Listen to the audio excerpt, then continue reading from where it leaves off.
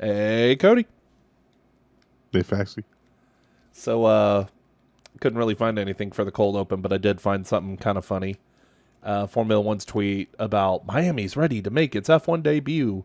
The top response is somebody going, "What the fuck is an MPH?" And somebody responded, "Mercedes porpoising here," and I'm dead. God damn it. Like, just the quick reaction on the tweet made it perfect. And while I'm still giggling as I look at this tweet, go ahead and roll intro. Oh, alrighty. We have intros? Since when? When do we do those? Mercedes porpoising.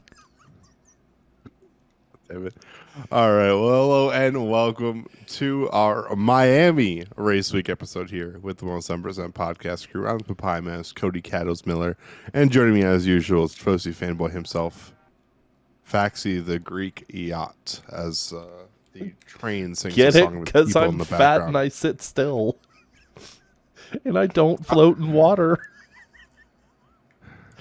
Mercedes porpoising here. Fucking, I think Fax is broken, guys.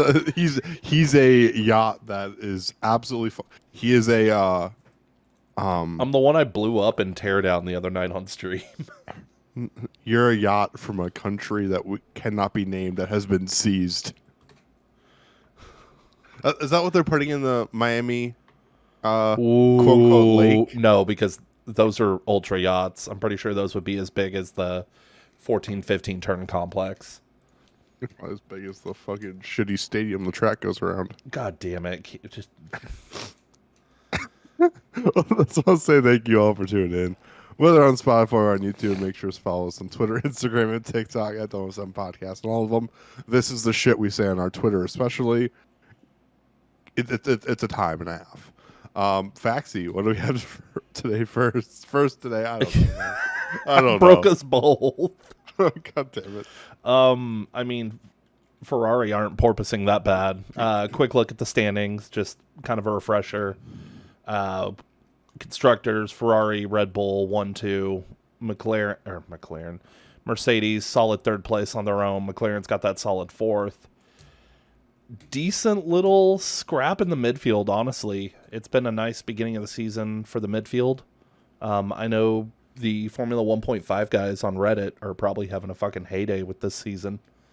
I'm a huge fan of Formula 1.99, which is Aston Martin and Williams battle for who gets relegated to F2. Oh, wait, wrong sport, sorry.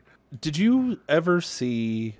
So this goes back to 2019. Did you see the Formula 1.75 that got made? And it was literally just Williams. And it was Russell and Kubica, because that's where I got the name Bubaka for him. No, I didn't see... Formula 1.75 was the worst fucking art you've ever seen. Like, at least the memes were good in 1.5. 1.75 is where good memes went to die. Because it was terrible fucking clip art and terrible renditions of everybody's names. I like my idea of the worst team gets relegated to Formula 2. I mean... Go freaking European football with it. Have you played Motorsports Manager before? I've played the mobile versions. I own the PC version. So I actually like the PC version more than the mobile. Obviously, the mobile, you get a little bit of that, but the PC, it doesn't have, like, the young driver search like the mobile does. However, they do the relegation and promotion pretty well. They've also got GT, and if you get the $10 DLC, you get endurance.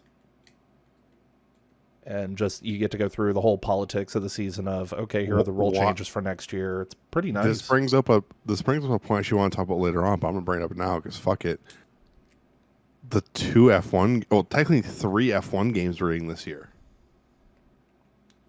I think is going to be amazing. Hold on. Manager, regular, what's the third? Formula Team, which is by Playway. Oh, yeah, I've got that one wishlisted. I'm keeping an eye on that. Yeah, so there's a lot of different ones that are all coming out. But yeah. If this is the same company, I might lose my shit. Hold on. I'm looking at... I went to Formula... I went to F1 Manager. Mhm. Oh. Playway has done car mechanics sim, so it's and stuff like that. Yeah, but I'm looking at the okay. I am right on the on the publisher. So the publisher of F1 Manager is the same publisher for Elite Dangerous Yeah, and Dev. What? yeah. This okay. They've also technically also they've done- got Roller Coaster Tycoon, Planet Coaster. I have Planet faith in them. Zoo, Jurassic World, bullshit. I have faith in them. They've done the most recent Warhammer 40K game. They've done a lot of things. So I'm super. Have you seen the screenshots of what they've done? Like, I think they posted the Baku screenshots. I haven't seen it yet. Oh, Do I need to Let go look me- at it? yes, you do. I mean, I'll probably go look at it here in a little bit. Also, It looks gorgeous. Shout out really quick if never mind, it's gone. Oh no, it's there. 13 days left. If you want the entire Jurassic World bundle, game plus DLC, it's up on Humble, and it's a low price too. Let me look. I'm in it right now. You will receive all 10 items. Yeah, $12. You get the entire game plus DLC. That's not bad at all. Plus a 50% off coupon for Jurassic World Evolution 2. It's not. That's actually surprisingly not bad. Humble shit's always really good. So Also, if I'm looking correctly, and I know we're getting way off base, but this is just What's because new? you and I are huge fucking nerds when it comes to video games. Okay, I was looking wrong. I thought it was the same devs who also did Endless Space 2, but I am wrong. I thought Frontier did that, and I was getting excited there because I love 4X games. And I could see Formula One Manager having some type of 4X touch to it. we'll see. I think it'll be fun either way. I mean, hopefully, whenever I take over Ferrari and F1 Manager, I can do as well as they're doing so far this season, just without the DNFs. But yeah, He's me without the signs. damn. I mean, decent on the constructors. I think you were covering some stuff on the driver's side. Yeah, I mean the big thing is we have Charles in a pretty set first. Like he's doing pretty damn good, I'd like to say at first. With a just under a 30-point lead over Max, with Max, Checo, and George all battling for that tightly contested second.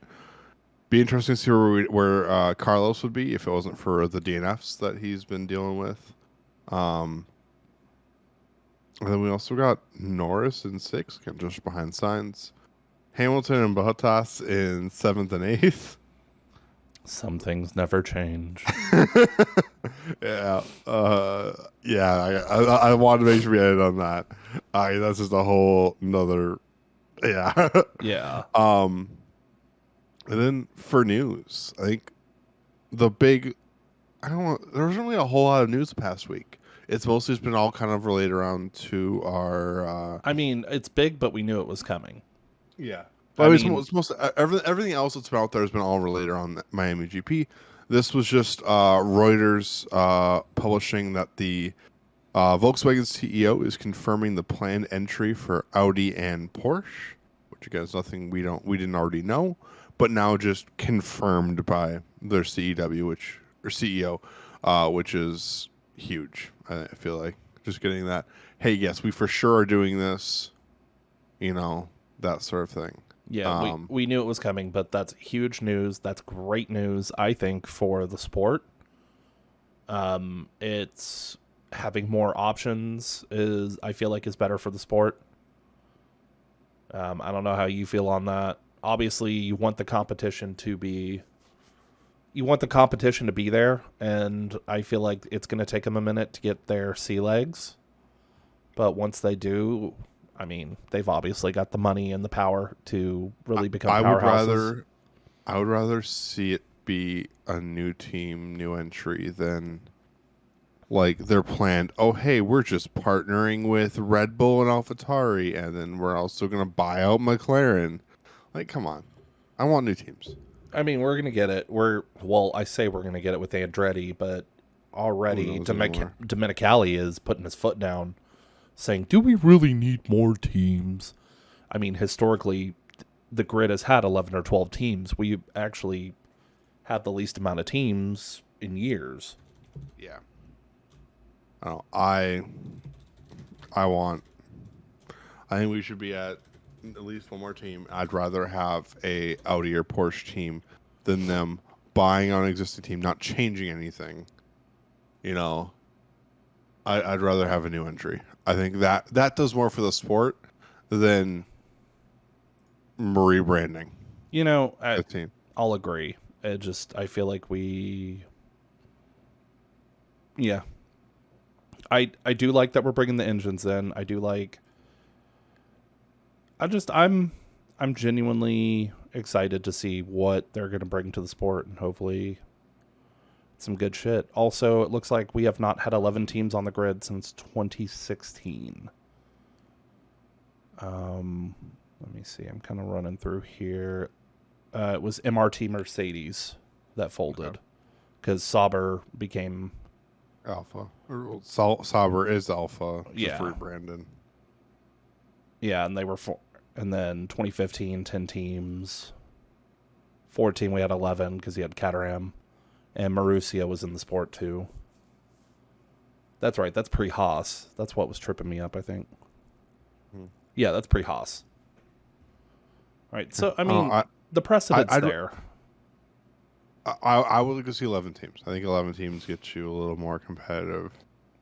Because at that point, you're kind of having that diversify. I would also like to see them drop the maximum of teams who used to be supplied by an engine.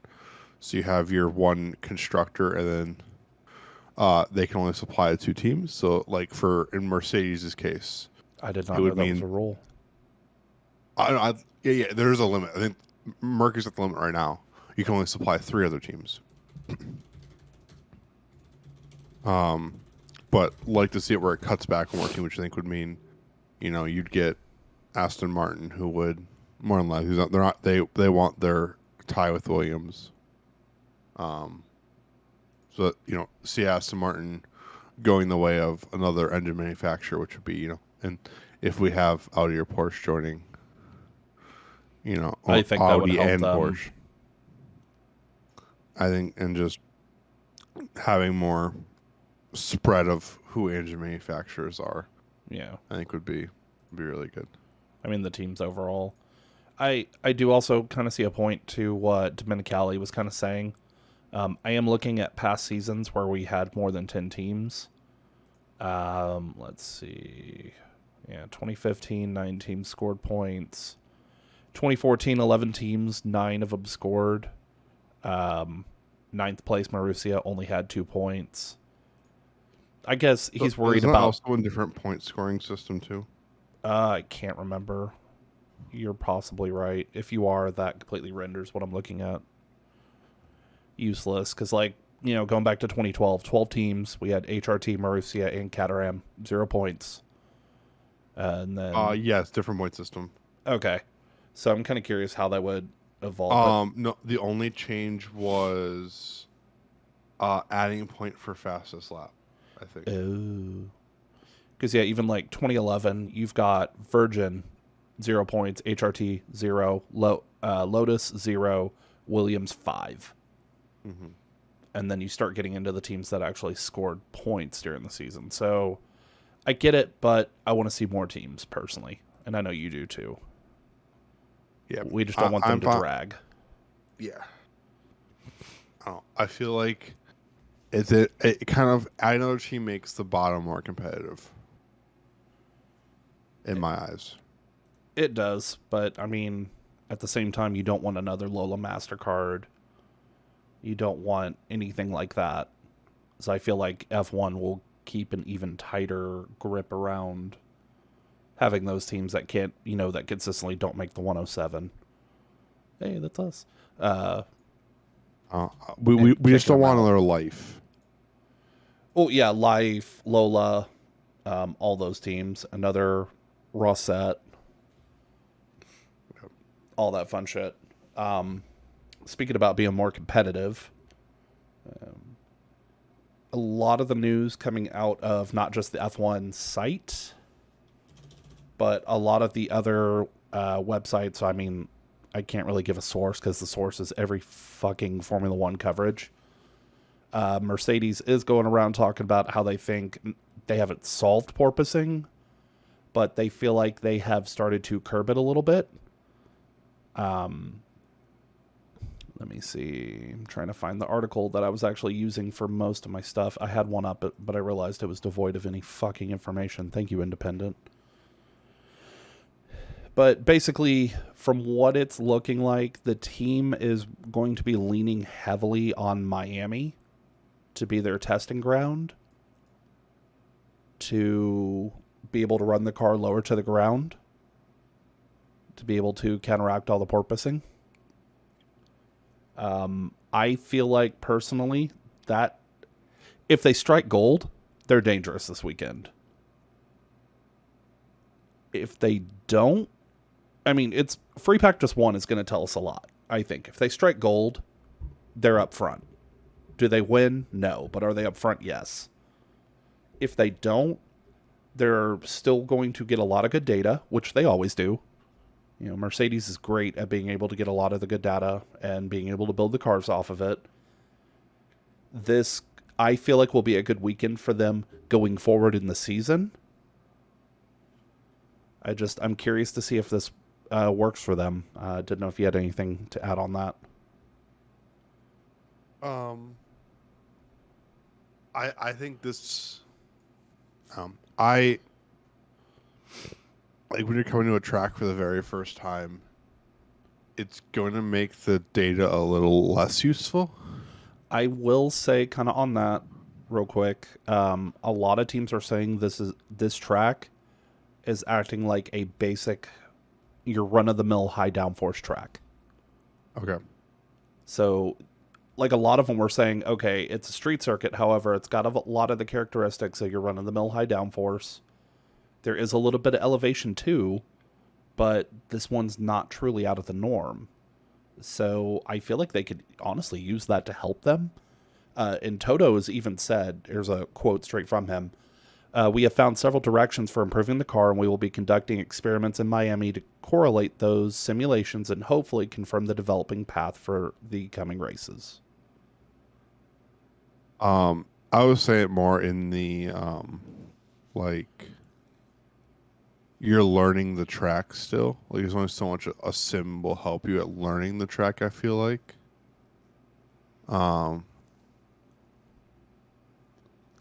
Versus like going to a track that's already known. You're not really like getting a feel for it sort of thing. Yeah. So I think that makes it a little less usable than going somewhere that would be, let's say, testing out, a solution of porpoising at Baku. Like a track that, is kind of that weird sort of mix in terms of it being kind of a street circuit, but also like kind of not at some points. I feel like the Miami circuit is if Abu Dhabi was built on top of Baku. Yeah, completely agree. I realized that when we were getting ready. I was like, holy shit. It's to be cool to, to visit Miami for, the first time and seeing a lot of the things that, that we're going to, get to experience at a track, that we've never been to. Yeah. And that's also like, we haven't had a new street circuit in a while that I can think of. You're right. A street circuit that they're I'm not counting Jeddah as a street circuit. I mean, honestly, I don't think you should count this one as one too. They've laid all new pavement everywhere for this track. Like, yeah, it's got street circuit characteristics like a Jeddah, and I mean, like Vietnam would have had. I didn't really classify Vietnam as really a street circuit either. I mean, where this is, you get a lot more 90-degree angles in street circuits. I mean, I have to give it to Tilke. I feel like he moved away from having a bunch of those. I mean, there's still a few here. You're a few here. I know. But the track actually looks really fucking good. And that's kind of what I wanted to pivot into with Rosik. Yeah, I'm getting off of the bandwagon I've been on of shitting all over the Miami stuff. I'm going to get off of that, and I'm going to focus. I'll do okay, it for you then. What about the track? What about the racing? Mm-hmm. Yeah, visiting Miami for the first time. Oh, did I just cut into what you're supposed to cover? No, that was kind of. It's all mixing. Yeah. Segue and the segue and the segue. Okay, it's just I had to do the raw seek because I'm fucking hyped for it. I know you are. A few things I want to get out of the way. Obviously, I'm not happy about a few things going on with the circuit. Obviously, there's been a lot of backlash on social media. I think more about the yacht club than anything, which, okay, we need to get over it at some point. It's stupid as fuck. I hate it. But also, the only thing I like about the Rich Bitch Yacht Club is all of the like media personalities just taking Instagram photos, laying on top of the water, and like just shitting on it more. I love you so much for pointing that out. I'm gonna have to go look at it. F1's doing their damnedest to have fluff pieces come out about this. I mean, their website is littered of it on their news. One of the things specifically points at, for the first time in F1's long history, the championship will be hosted in a predominantly African-American community. Excuse me, Kyalami, South America? What? Or, sorry, African-American. Africa, sorry. Well, okay, African-American. Yeah, adding the American. Yeah. Wow, I said South American. I had my geography way off. South Africa, but we're talking African-American specifically. Yeah, they point That's at... such a weird... This is literally on their website. It says right here, for the first time in F1's long history, the championship will be hosted in a predominantly African-American community. Miami Gardens, located 14 miles from downtown Miami, is renowned for its small businesses and impressive food scene, particularly its soul food and Caribbean restaurants. Isn't it a bunch of old bitches who are complaining about the noise for the fucking GP? It's not even old bitches. It's the entire community. And honestly, this is some... I kind of see it as some gentrifying bullshit. It 100% is. Okay. I just... Yeah. Wait. F1 condoning gentrifying behaviors? What? What? Like, No, I just sent it to you. never That's do that. literally on their website. Oh my god, you sent me the fake water and I'm dying. I'm dying. I needed that. Yeah, the track... Where else will they have been that's fucking predominantly African American? They're not racing in fucking Detroit. I mean, they did. Wait, they did... Oh my god. They did, but it was at that point, it was still white as fuck. I hate that they're trying to use that as a selling point when they know damn well the problems they've had with the community. I feel like that's a slap in the face for the... If they were to come into my community and then basically go at odds with us and then turn around and try to use us as their selling point, fuck you. That's my personal thoughts, and I feel like that's Psy. Yeah. Yeah, I know. I'm over it, honestly. We love Formula One so much, we bitch about it because we want them to be better. I have never wanted to just get to the race so I can ignore all the issues that piss me off incredibly right now. And watch the race just be awful. It's going to be fucking awful. I mean, looking at the track, you agree with me that this looks like Abu Dhabi thrown on Baku. The layout almost looks Abu Dhabi. Do you know what it looks like? What? I saw this on Reddit. Someone said it looks like an upside down alligator mouth. I'm done. Oh my god, Flat Fuck Friday for FP1. I'm here for it. I'm fucking here for it. I'm fucking here for it. I'm fucking here for it. if you are unaware of what Flat Fuck Friday is, you should go follow Faxi on Twitter at Faxius. Because I celebrate it all the time, and at Gators Daily, who are the ones who push Flat Fuck Friday. You have a note about the DRS train? Yeah. Yeah, it's not DRS train, it's DRS drag strip. Yeah. The front, I feel like the front straight one is pretty much Monaco's front straight. Yeah, front straight stuff's fine. Something I called out, and I don't like it, is how they ordered the DRS zones. Because lap 3, DRS gets turned on, correct? Yep. They technically will not be able to activate DRS until the straight between 16 and 17. Because that is designated DRS Zone 1, that will be the first one activated. So you technically go another half lap before you actually get to open your wing. Same thing after the safety car restarts. I think that's weird as hell.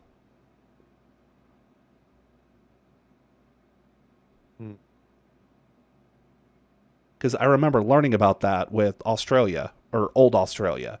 Technically, the front straight was DRS Zone 2, and then the next one was, or it was Zone 3. No, I'm sorry, they didn't have a front straight one. It was you went through 1, 2, and then you had DRS Zone 2. And then that one after the fast chicane was technically DRS Zone 1. So it's literally like that, and I just never understood it. Like, you turned it on. Let them go zoom. That's gonna be something. I know. Unfortunately, I lost my source on this too. I was looking at a lot of stuff about the track itself. I know on F1's website, let's see, a staggering 24,000 tons of asphalt has been laid. A high proportion of track surface in Miami is locally sourced limestone.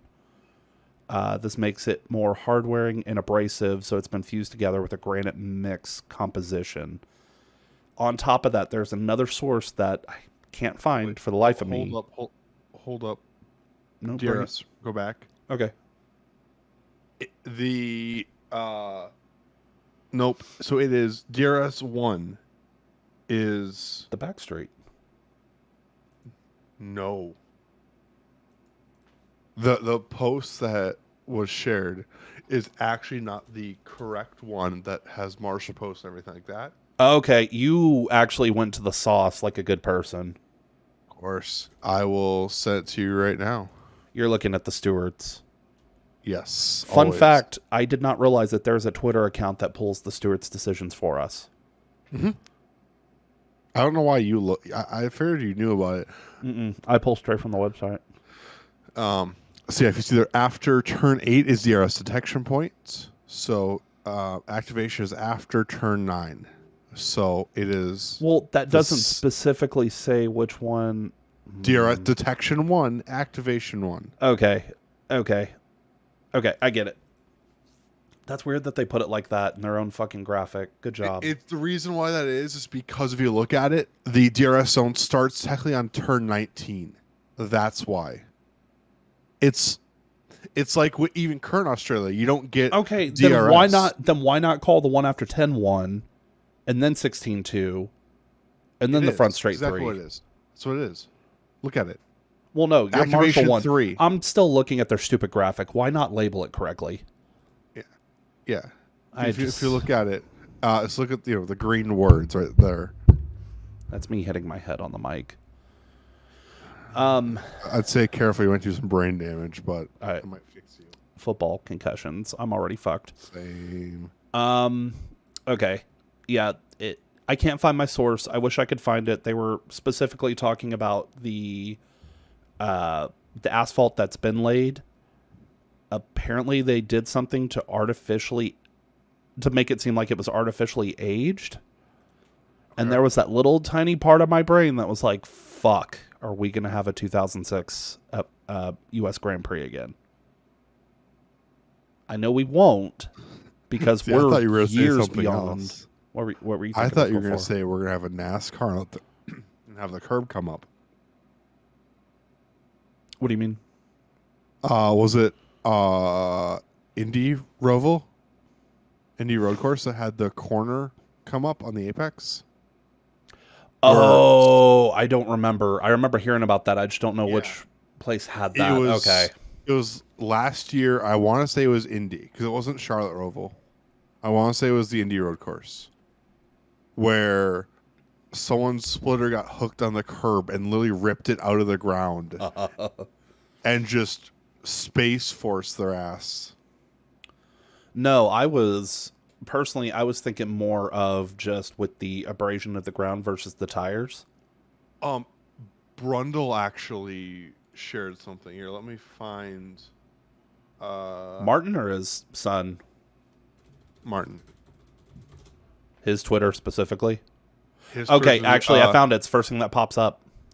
Yep. So, yeah, it looks like track service might challenge a few cars in places, but doesn't seem to say anything about where looking anything bad. I think this is going to be a high wear race. I mean, I don't know. I haven't checked weather on it yet. 40% chance Sunday. I'm at heat. Oh, Race 32 degrees Celsius, 90 degrees Fahrenheit. She gonna be a swelter. And she's going to be humid as fuck, too. And that's something Humid. else I was reading about. Apparently, they're kind of high on the water table there. Yeah. And I'm really glad to hear that they brought in a third party that worked hard. There actually are no drainage ditches around the track. Okay. They instead worked with using the curbs to kind of help get the rain runoff going.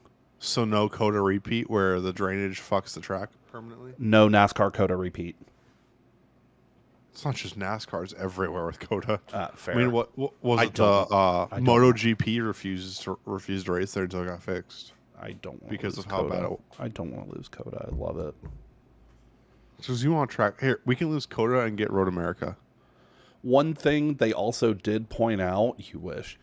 One thing I did see that they did point out also is they tried to leave as much of the wildlife around, all the trees and everything, which obviously, You mean the trees that were planted when they made the stadium yeah. that they paid probably thousands upon thousands upon thousands of dollars for a single tree? I'm actually willing to take a bet we're going to have at least one instance of wildlife on the track, and specifically it's going to be an iguana. Like, I forget where it is, but there's a specific part where there's a huge tree actually overhanging the track. It is the pit exit. It is, okay. And it's that one in Martin Brundle's picture, Yep. the fourth pit one. exit. Yeah, that thing is hanging right over. Watch an iguana fall out. This is gonna I'm be- expecting like 3 safety cars, to be honest. Oh, I am too. It's going to be interesting. I wish we were getting the feeder races, but we are getting W Series as well. That's going to be fun to watch. Ooh. Yeah, they're opening their season. Oh, they're opening it in Miami. That's gonna be awesome. Okay. Oh, you're hyped now. Well, I want to see what the track looks like before F1 has a fucking shit race on it. Are they carrying W Series on... No. They're not carrying it on F1 TV? No. Fuck you, Liberty, pieces of shit. I do genuinely want to watch the W Series. Fuckers. I feel like we've yelled enough. I mean, oh yeah, that last point. Yeah, I've heard more about I've heard more about the nightlife and the parties surrounding the race than I've heard the actual hype for the race. And even then, I think it was Formula One that also put out quotes from the drivers. And the only person who actually had something of substance to say about the track was Pierre. They asked Valtteri as well, and I forget who the third one was, but they were just like, the track looks great. Okay, I found it. Yeah, here's what Pierre Gasly, Valtteri, and Checo had to say about the F1 Crypto.scam Miami GP at the... Okay, this was actually back at the Imola presser. I really like the layout, quite a lot of high-speed content, quite challenging, unusual type of corners, extremely long corners, very long straights. I think we should have some pretty good American entertainment. Good entertainment the whole weekend, so very excited about it, and the location is unique. Okay, that's a decent quote from Pierre. And then you got Valtteri. I'm sure as an event, it's going to be pretty amazing. And then Checo. When we come to new circuits, we will find some good surprises. Is that the best they could find? I like Yuki. Expecting some safety car traffic jams. He said that? Yes. I'm dead. Oh my god, this Pato, the track is gnarly. That's what there is for fucking quotes. Oh, this is gonna be a shit show. I hope it's a good race, but I feel like it's gonna be a shit show. I would expect absolutely nothing less of it being a shit show at this point. We can pray it's not gonna be bad. And we can pray nobody gets hurt. I think that's the number one thing you and I want to see is nobody hurt. I will take a very boring ass fucking race. So it means we don't have a bounce back sort of, Spa or even mixed crash in Jeddah where he kind of bounced out of the corners. I just don't want to see that, and that's my worry anytime we have a track like this. Bingo. All right. Besides watching a hopefully safe and eventful race, what driver are you watching? What team are you watching? Mercedes is my team for obvious reasons. I want to see what they're going to do to come back. Have you left the Tifosi? Are you now a Mercedes fanboy? Is that what I'm hearing? No, I'm literally just saying. You guys heard it here first. Faxi is now left the Tifosi. Faxi's going to beat your fucking ass. You don't shut the fuck up. 107 podcast. We threaten each other. Oh, fun fact that I just see today on this day, 2016, began the span of Red Bull always swapping their drivers. They did Daniel Kvyat for Max before the Spanish GP. How'd that work out for him? I mean, I love the torpedo. It was the first one in way too many. Pretty effective. Not after that one. It's an argument for a different day. Yeah, team to watch is Merc just because I want to see them. I want to see what changes they're able to make. I want to see if this will be something that truly helps them going forward in the season, or if they really are just fighting for third. Driver to watch. Oh, fuck. I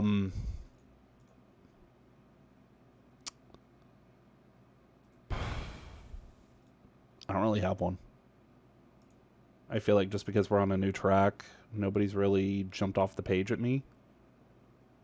Yeah. Don't lie. You're going to be watching Leclerc. I mean, he's not jumping off the page as somebody that I'm going to have my eyes glued to. I'm going to run through the standings real quick just so I can throw I know out who my driver to watch for sure has got to be Sainz. Can he rebound after a rough few weeks? Very fair. Very fair. And I've said my team to watch. Gonna be Haas. You just want to... Oh! Yeah, this is the closest they will have raced to their home. It's essentially a home race for Haas.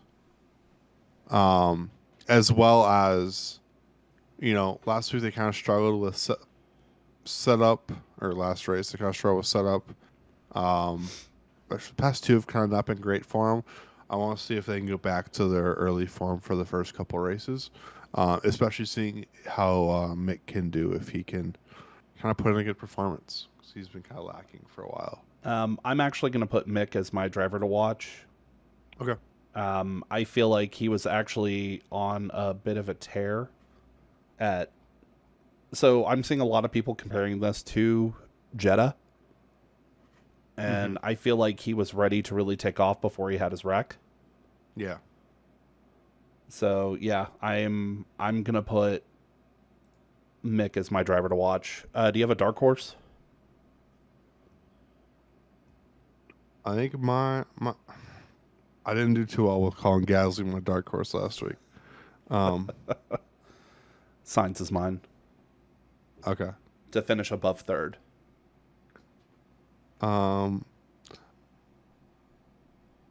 Robert Kubica is my dark horse. Get out. Get out. Podium predictions. Give them. No, my dark horse. Give me Alonso. Okay. Podium predictions. Standings. Again, you were up 17-8.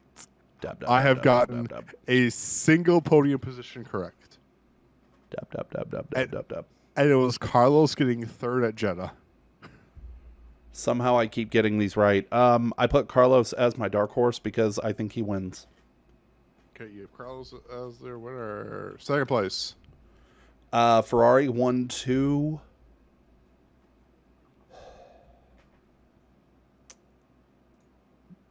Let me see. Ferrari 1-2. Max third. Final answer. Okay. Also, second dark horse is going to be Esteban. Are you ready for mine? Yeah. I'll start from the bottom. I have Carlos in third. Okay. Leclerc second. Max in second. So Leclerc first. And Lando taking his first win. You really want to fall further behind me, don't you? Oh, shit. If it's a right... Okay. I see where you're going. Yep. This is going to be interesting. What time is the race? I'm going for a just spicy as fuck. I am manifesting Lando getting his first win. I mean, I feel like we're all manifesting it. I mean, you're manifesting Carlos getting his first win. Fair. 2:30. That's actually not bad for us U.S. people. Suck it everywhere else in the U.S. That's a terrible fucking time for me. Dude, I will be sitting right where I am right now. I will have my F1 TV up on my main screen. I'll have F1 TV on both of my side screens because I do watch timings and I watch the track so I can easily see who wrecks. I am ready. Yeah, there's a reason why I have 4 monitors and 90% of it's for F1. Any other racing you're keeping an eye on? I just want to say, Pato won this past weekend. Let's go. You and I are huge Pato fans, so I think we're happy about that.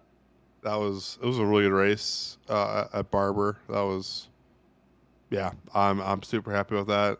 And then, like you mentioned, we got W Series. I'll try and find where to watch it. I'm excited to watch W Series. If I find a good spot to watch it, I'll send it your way as well. Please do, because I am fully interested in finally getting to watch that. Double checking on a few other things. I know. Do we have Formula E this weekend? We might. I'm checking right now for my Supercars Championship in Australia. Did you see the Super GT wreck? Oh my God. What track was that at? I don't know. Because that was awful. Homeboy just bounced. And Fuji.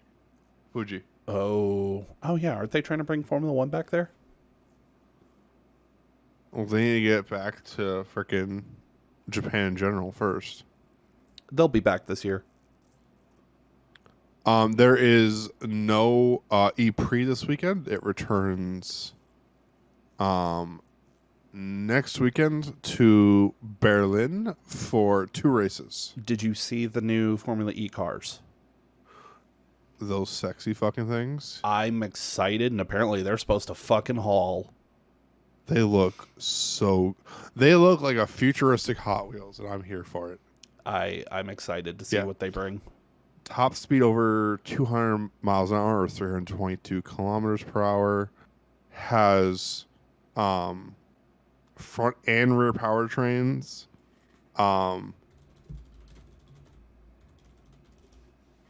It's 40% of the energy used within the race will be produced by braking. It does not have rear hydraulic brakes. Oh. Because of its regenerative powertrain, because it now has both a front and a rear powertrain. Nice. I do not get my Australian supercars this weekend. They have another week. I will be keeping my eye on Australian rugby, as I always do. Go Reds. Apparently they're having a decent season. I got some playoff hockey. We both have playoff hockey. Premier League just ended. I finished in my eternal sadness as usual with that. Dude, I don't even know anymore. Like, we got top 4. I'm happy with it. I'm not finishing top 4. Who are you supporter of for EPL? Wait, who's your EPL? I'm a Gunners fan. You should already know who I am. I actually don't. I will let you take one guess. Well, I feel like you're a Man U fan. Glory, glory to United. Yeah.